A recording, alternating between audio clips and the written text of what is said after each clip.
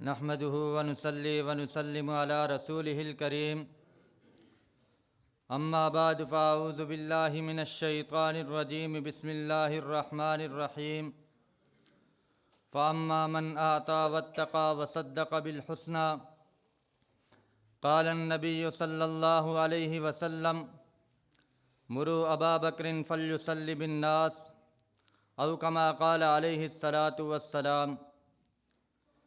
خلافت کا نگی پہلا وہ کلمے کا امی پہلا، خلافت کا نگی پہلا وہ کلمے کا امی پہلا، نبی کا ہم نشیں پہلا دکھاؤ ایسا کہیں پہلا، نبی نے جب بھی بلوایا وہ دوڑتا ہوا آیا، ہمیشہ پہل کی اس نے وہ ایسے تو نہیں پہلا۔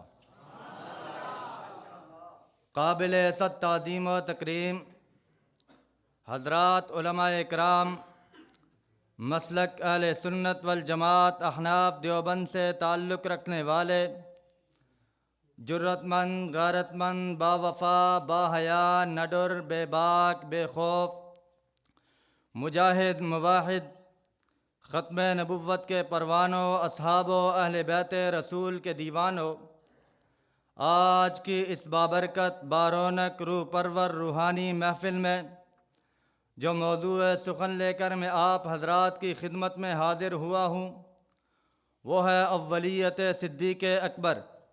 سامعین محترم، خالق کائنات نے اس کائنات کے اندر کم و بیش 18,000 مخلوقات کو پیدا کیا۔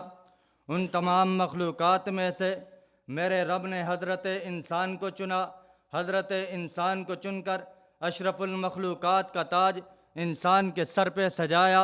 اسی طرح پھر میرے رب نے انسانوں میں سے کچھ طبقوں کو چنا، سب سے اعلیٰ افضل برتر اور بالا طبقہ حضرات انبیاء علیہم الصلاۃ والسلام کا ہے، اس طبقے کی پہلی کڑی جناب آدم علیہ الصلاۃ والسلام ہے۔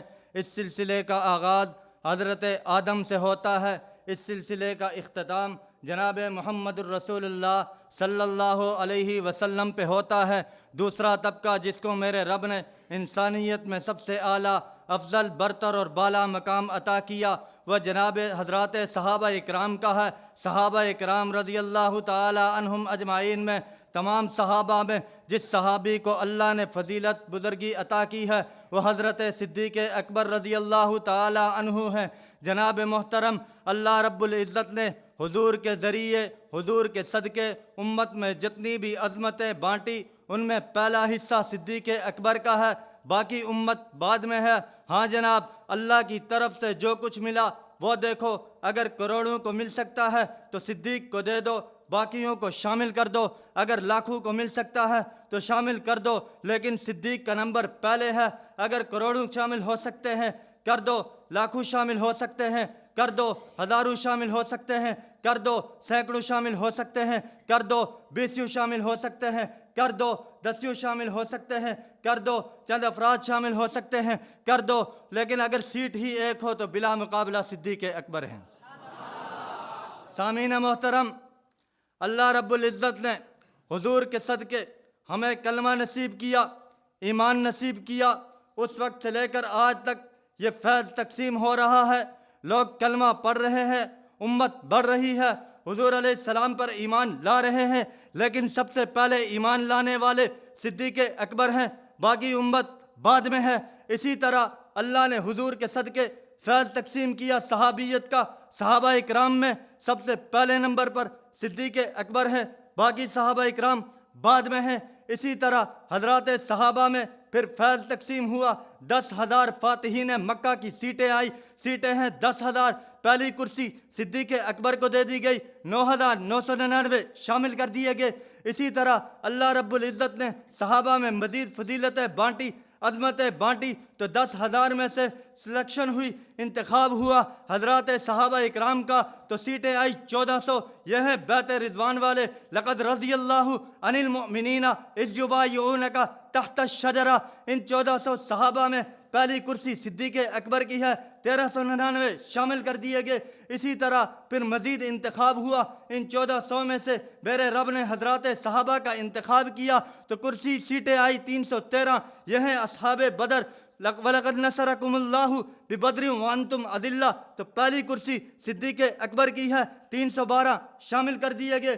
اسی طرح پھر ان میں سے انتخاب ہوا تو سیٹیں آئی 40، وہ 40 صحابہ اکرام جنہوں نے اس دور میں کلمہ پڑھا جب اعلانیہ تبلیغ کا حکم نہیں ہوا تھا، دار ارقم میں جا کر رسول اللہ کے دست اقدس پر اسلام لانے والے 40 صحابہ، ان میں پہلا نمبر صدیق اکبر کا ہے، 40ویں نمبر پر فاروق اعظم ہیں۔ ان 40 میں سے پہلی سیٹ صدیق اکبر کی ہے، باقی 39 شامل کر دیے گئے۔ پھر ان میں سے انتخاب ہوا 10 عشرہ مبشرہ کا، ان 10 میں سے پہلی کرسی صدیق اکبر کی ہے، 9 اور شامل کر دیے گئے۔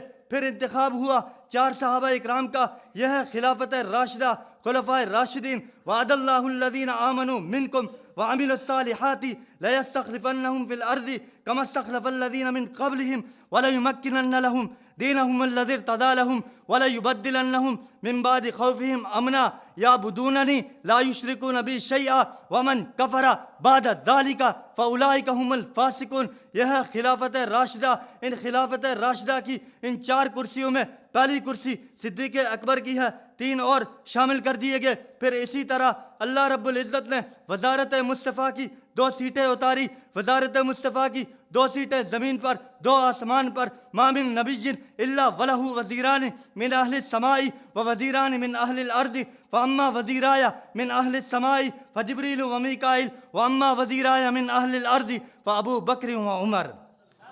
تو وزارت مصطفیٰ کی 2 سیٹیں زمین پہ آئی، پہلی سیٹ صدیق اکبر کی، دوسری فاروق اعظم کو دے دی گئی۔ اسی طرح رفاقت مصطفیٰ کی روضہ اقدس میں 2 سیٹیں آئی زمین پر، تو پہلی سیٹ صدیق اکبر کی، دوسری فاروق اعظم کو دے دی گئی۔ لیکن اگر سیٹ ہی ایک ہو تو پھر بلا مقابلہ صدیق اکبر ہیں۔ ہاں جناب، صف میں کئی آ سکتے ہیں، وہاں سینکڑوں بھی، ہزاروں بھی ٹھیک، لیکن امامت کے مسلح پر صرف ایک آ سکتا ہے۔ اللہ کے نبی نے فرمایا مروا ابا بکر فلیصلی بالناس ما ینبغی لقوم فیہم ابو بکر ان یؤمہم غیرہ، کہ ابو بکر کے ہوتے ہوئے کسی کو اجازت نہیں کہ وہ مسلح پہ آئے۔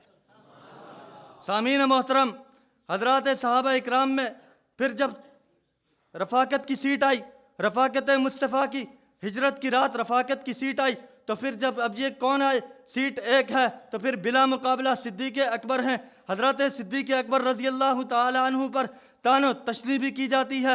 آج تک ایک اعتراض صدیق اکبر پہ کیا گیا، جناب صدیق اکبر مسلمانوں کے پہلے خلیفہ بنے، لیکن تدفین پیغمبر سے پہلے اپنی خلافت کی بیعت کیوں لی؟ میں آج اس اشکال کو حل کرنا چاہتا ہوں جو اعتراض صدیق اکبر پہ ہے۔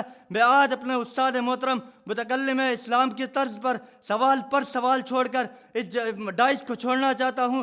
تم نے اعتراض یہ کیا کہ صدیق اکبر نے خلافت تدفین مصطفیٰ سے پہلے اپنی خلافت کی بیعت کیوں لی؟ میرا سوال یہ ہے، حضرت حسن ابن علی نے اپنے والد سیدنا علی المرتضیٰ کی شہادت کے بعد ان کی تدفین سے پہلے اپنی خلافت پہ بیعت کیوں لی؟ جو سوال وہاں اٹھتا ہے وہی سوال حسن بن علی پہ ہے، جو جواب وہاں دیا جائے گا وہی سوال جواب یہاں بھی آئے گا۔ تو پھر میں شاعر کی زبان میں کیوں نہ کہوں، وہ سیاہی جو میرے نامۂ اعمال میں تھی، تیری زلف میں آئی تو حسن کہلائی، وما علینا الا البلاغ المبین۔